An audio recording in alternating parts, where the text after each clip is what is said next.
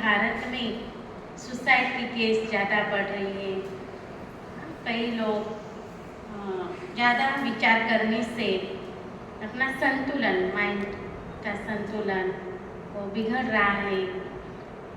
तो ऐसी ज़रूरत है, ये कोर्स की बहुत ज़रूरत है। तो उन्होंने बहुत सुंदर रीति से 2 दिन की ट्रेनिंग कराई। तो उसमें हमने दृढ़ संकल्प कर लिया कि बस ये अभ्यास स्टडी करनी है। तो ऐसा वो नहीं करना चाहते थे, कभी कभी संकल्प आगे पीछे होता था, लेकिन ऐसा लग रहा था कोई प्रेरक है और वो बार बार कह रहा है कि ये करो, ये करो, ये करो। तो ऐसे स्टडी की किताबें भी आ गई, फॉर्म भी भर दिया, और वो पढ़ने का नहीं, और सेंटर में इतना नहीं होता है, सेवा होती है तो भी थोड़ा पढ़ते थे तो बहुत अच्छा लगता था हमको। इतनी सुंदर बातें वहाँ पे स्टडी में। कभी कभी और मुझे ज़्यादा फर्क आ गया उसमें, मैंने स्टडी किया तो थोड़ा बोलना कम हो गया, सोचना क्या सोचना है वो भी सोच के, वो भी सोचना पड़ता है कि मुझे क्या सोचना है। इतना सुंदर वो अभ्यास किया हमने, स्टडी की 2 महीने में। देखो हमें ऐसा लगता है सामने वाला गुस्सा करता है या कुछ बोल देता है तो हमें भी गुस्सा आता था कि ये ऐसा क्यों कर रहे हैं, ये ऐसे क्यों बोल रहे हैं। लेकिन वो स्टडी के बाद समझ में आया कि वो प्रॉब्लम में है, वो गुस्सा करने वाला दर्द में है, प्रॉब्लम में है। उसको कुछ बाबा सहज शब्द में बोलते हो परवश आत्माएं हैं, विकार के वशीभूत आत्माएं हैं। तो वो समझ में आया, कोई अभी कुछ भी लगता है, कोई हमको कुछ बोल दिया ना तो हमें ऐसा लगता है ये तो प्रॉब्लम में है, उनको तो निकालना चाहिए हमने प्रॉब्लम में से। तो इतना सुंदर वो अभ्यास किया हमने कि और छोटी छोटी बातों के कारण आज लोग सुसाइड कर रहे हैं। छोटी छोटी बातें, कुछ नहीं बातें, कुछ भी नहीं है। और फिर ऐसे देखो हमारे एरिया में जहाँ रहती हूँ वहाँ पे दूध वाले भाई आते हैं, तो उनका बेटा ने सुसाइड कर लिया। वो 10वीं में गया, पहला ही दिन था, सब किताब वगैरह उसके पापा ने लेके दिए उसको, और पहला ही दिन वो पता नहीं घर आया और घर में आकर ऐसा सुसाइड कर लिया। तो मुझे मालूम पड़ा, मैंने भाई से बात किया कि भाई ऐसे कैसे हो गया। तो बोले दीदी मैंने ना आपके पास लाना चाहिए था उसको, ऐसा वो बोल रहे थे। तो बोले उसको ये जानना था वो बच्चा को कि आत्मा कैसे निकलती है। वो स्टडी कर रहा था, जो एक्सीडेंट होते हैं रोड पे, तो फोटो निकालता था कि मैं देखता हूँ ये शरीर कैसे पड़ा हुआ है, ये मुर्दा कैसे हो गया है, इसमें ये उठ क्यों नहीं रहा है। तो उसमें जो शक्ति है वो देखना चाहता था, वो जानना चाहता था कि हम भी एक क्या है ऐसी पावर जो मर जाते हैं, कैसे मरते हैं। तो उसको ऐसा वो बार बार देखता था, लेकिन हमारे समझ में नहीं आया। भाई ने बोला ऐसा, तो बोले दीदी मेरी गलती हो गई, उसको आपके पास लाना चाहिए था। तो मुझे ऐसा लगा कि हम बहुत बाबा की सेवा करें, जहाँ पे मृत्यु होती है प्रवचन करें, ऐसी बहुत सारे छोटे छोटे कॉलोनी में जाकर हम संदेश दे बाबा का और आत्मा का परिचय दे, तो बहुत सारे आत्माएं बच जाएंगे इसे करने से। तो देखो आज ज़रूरत है, क्योंकि आज लोगों को मालूम नहीं कि हमारे अंदर चलाने वाली एक शक्ति है, चैतन्य शक्ति है। ऐसे वो स्टडी जो है वो काम में आया।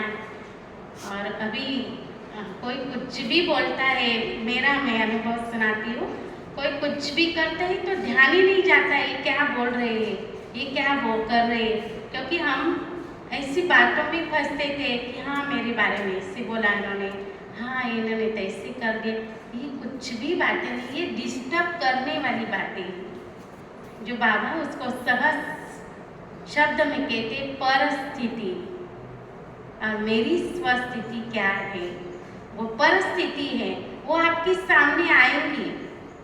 हमें दिखाने के लिए कि हम क्या बन रहे हैं कि नहीं, तब हम बाबा को प्रत्यक्ष कर सकेंगे।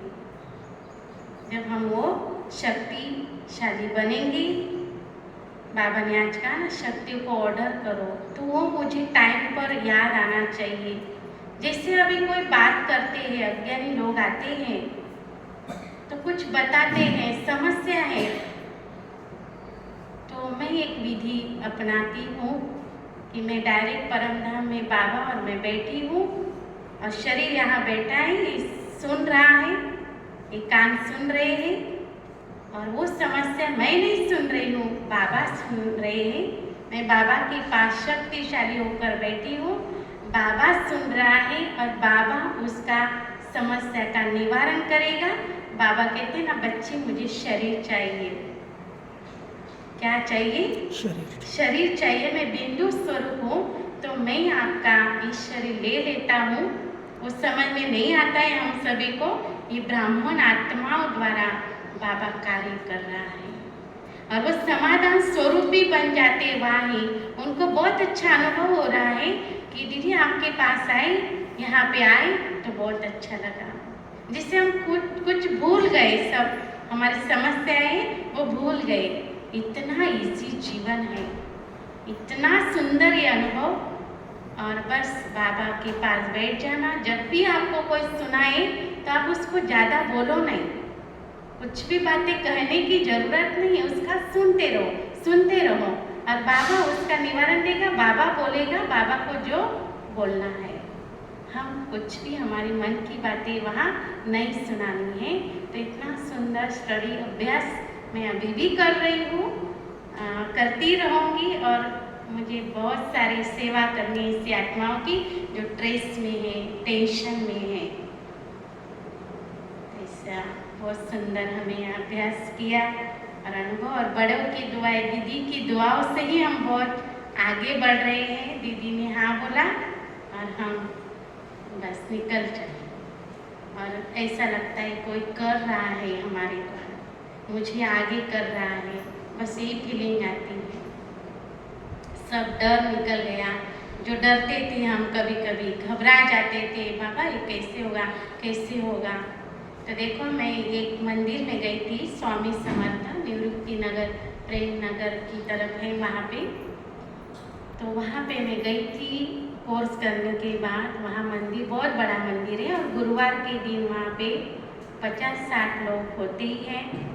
तो मैं गई और मैं अकेली थी, लेकिन मैंने बाबा का अनुभव किया। वहाँ पे उनका आरती वगैरह चल रही थी, मैं हाथों से वो काम कर रही थी, लेकिन मन बुद्धि पूरा बाबा के पास। और बाबा आप मेरे साथ हो, आपको ही यहाँ कार्य करना है।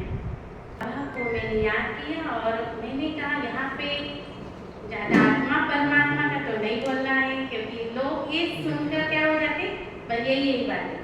तो ये काउंसलिंग का, स्टडी का ये अभ्यास मैंने उनको बताया। तो बाहर आकर वो युवा 15 युवा थे वहाँ पे, और वो मुझे आइडिया आया कि इनके सामने ये बोलना है। तो बाहर आई मैं, जैसे ही वो युवा बोले मुझे 2-3 कि दीदी ये कोर्स की हमें बहुत ज़रूरत है, आप यहाँ आओ और ये कोर्स शुरू कर दो। ऐसी सेवाएं बढ़ रही और बाबा हिम्मत दिला रहे हैं, और ये हो रहा है बाबा की मदद से ही, बाबा की दुआओं से, अपने बड़े दीदी से और सब भाई बहनों की दुआओं से भी ये कार्य हो रहा है, और हम सभी ये कार्य